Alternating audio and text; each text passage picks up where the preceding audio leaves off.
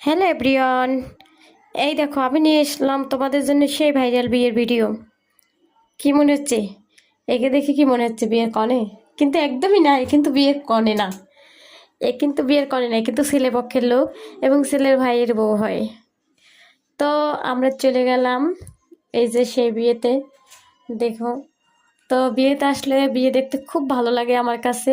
আর বিশেষ করে আমি সবসময় লক্ষ্য করি সবার সাজগোজগুলো, কারণ আমার থেকে ভালো লাগে সবাই যখন সাজে।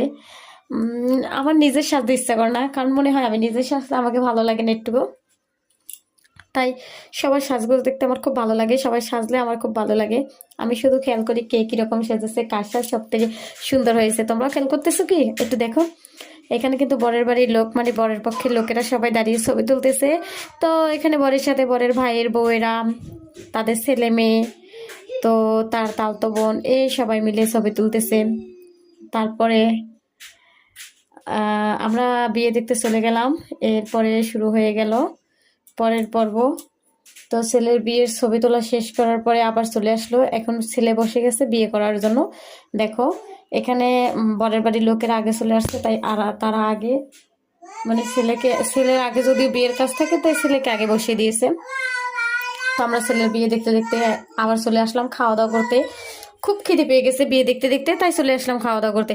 দেখো খাবারগুলো যে এত মজা হয়েছে, অনেক মজা হয়েছে খাওয়া।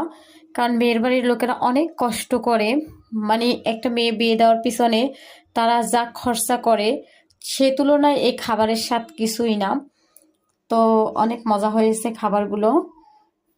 আর বিয়ের বাড়ির খাবার তো ভালো লাগবেই। তারপরে খাওয়া দাওয়া শেষ করার পরে আমরা আবার পুনরায় চলে গেলাম ওই সেই বিয়ে দেখার জন্য।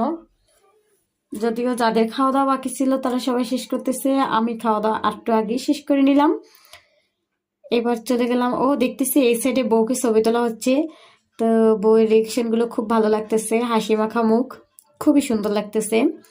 এখানে ক্যামেরাম্যানরা বউয়ের ছবি তুলতেছে, আর অপর সাইডে আবার দেখা যাচ্ছে যে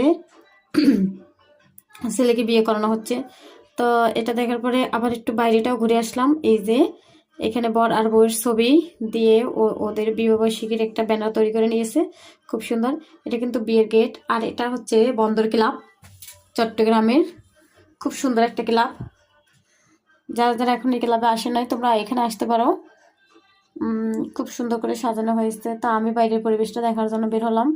অনেকটা জায়গা জুড়ে এই ক্লাবটা। তো অনেকক্ষণ থেকেই অনেক সুন্দর, মানে অনেকক্ষণ থেকেই ঘোরাঘুরি করতেছিলাম। তো বাইরে হালকা হালকা দেখি ঠান্ডা লাগতেছে। প্রথম তো ভাবছিলাম যে এতটা ঠান্ডা নেই, একবার চাদরটা নেবো না ভাবছি, কিন্তু পরে দেখতেছি যে মোটামুটি ঠান্ডা লাগছে। তা ভাগ্যিস চাদরটা নিয়ে আসলাম।